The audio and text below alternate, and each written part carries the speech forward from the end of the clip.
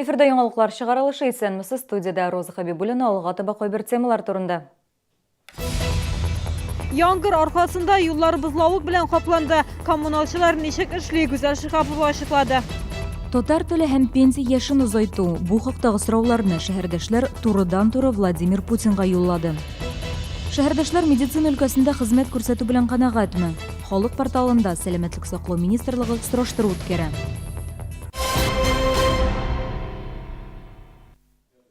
Бүген иртәдән үк яңгыр сибәләде. Термометр 3-5 градус салкынны күрсәтте. Юллардагы су тиз арада туңып бозга әйләнде. Төш вакытына таба проспектлар реагентлар белән эшкәртелгән иде.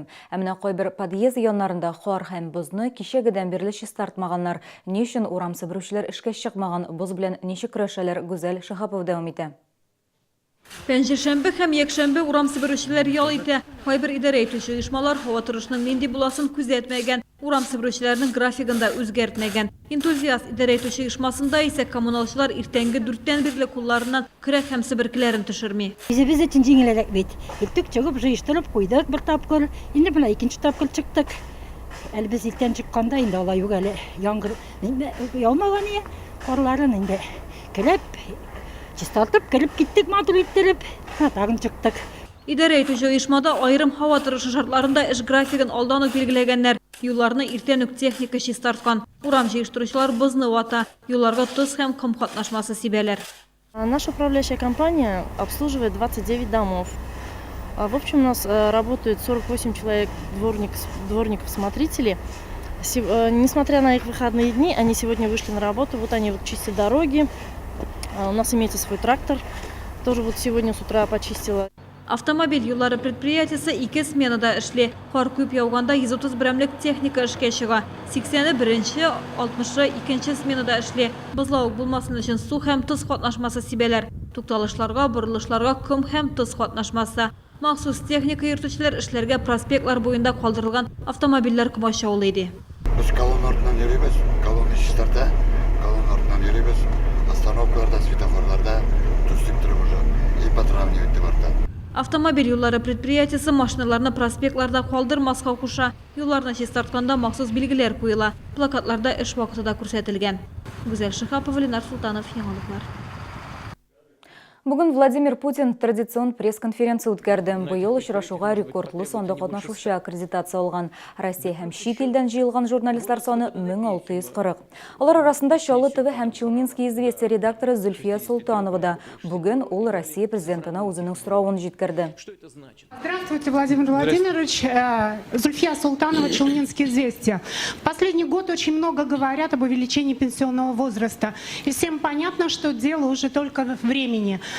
Когда будет принято решение и как вы считаете, насколько нужно повышать пенсионный возраст для мужчин и женщин? Спасибо. Ну, знаете, вы затронули... Садитесь, пожалуйста. Вы, конечно, подняли очень чувствительный, очень важный вопрос.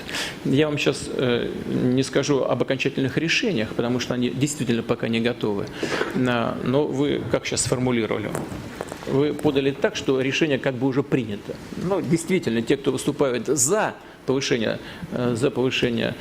пенсионного возраста, они о чем говорят? Что вот планка выхода на пенсию, она была обозначена в 30-е годы прошлого века. И когда 55 для женщин и 60 лет для мужчин создавалось, тогда и продолжительность жизни была примерно такой же, как это ни странно. Ну, примерно. Сейчас все европейские страны, все страны, которые нас окружают, включая Беларусь и Казахстан, все, ну и на Украине то же самое, все уже приняли решение о повышении пенсионного возраста. Не сделали этого только мы. Это не коснется, при любом варианте принятия решения, это не коснется тех, кто уже вышел на пенсию. Это первое. И второе, значит, уже точно совершенно, это не должно быть никаким шоковым решением. Не должно разовым. Это должно быть, как во многих странах делается, постепенно и мягко. Там, или через полгода, либо через год. Но повторяю еще раз, хочу это подчеркнуть, никакого окончательного решения не принято. Пресс-конференцияда иң беренче сорауларның берсе булып татар теленә кагылышлысы да яңгырады.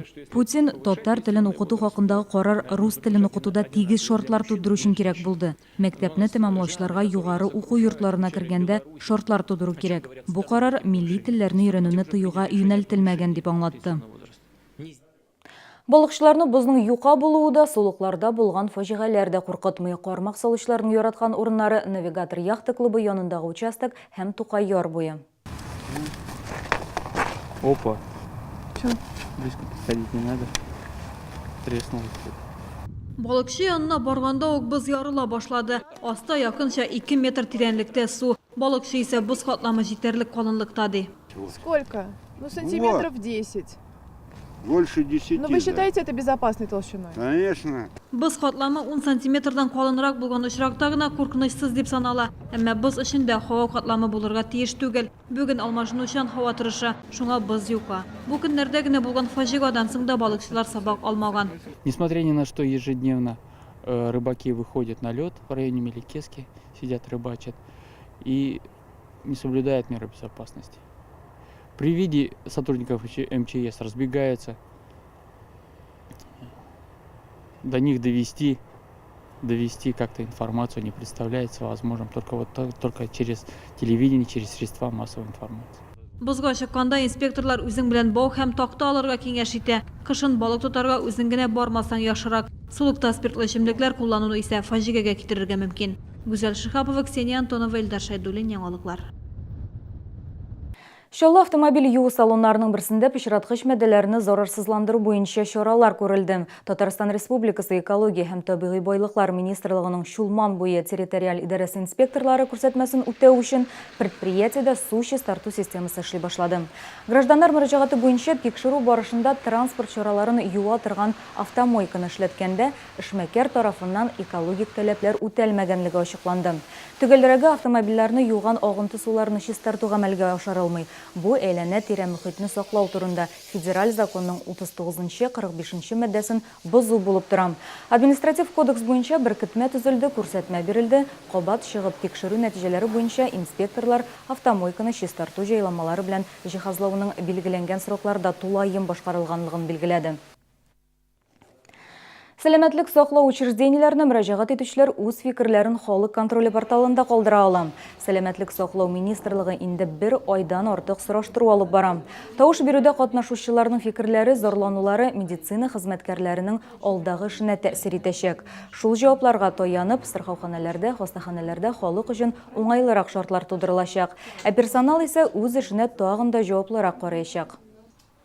4 сұрауға жауап берәлі, ләкин ничек прием үтті, нинди условияларда прием, ничек регистраторлар эшли.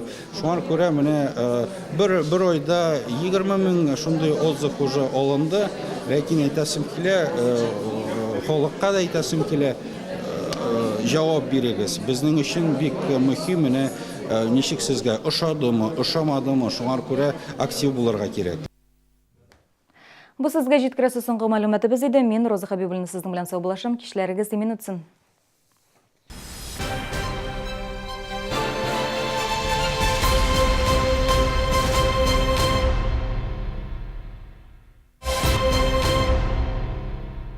Диагностический центр ТАТ-клиник оказывает широкий спектр исследований по магнитной и компьютерной томографии, диагностика всего организма, томография без облучения, УЗИ сосудов, вен, сердца, консультации высококвалифицированных специалистов, психотерапевт, кардиолог-ритмолог, невролог, невропатолог. ТАТ-клиник.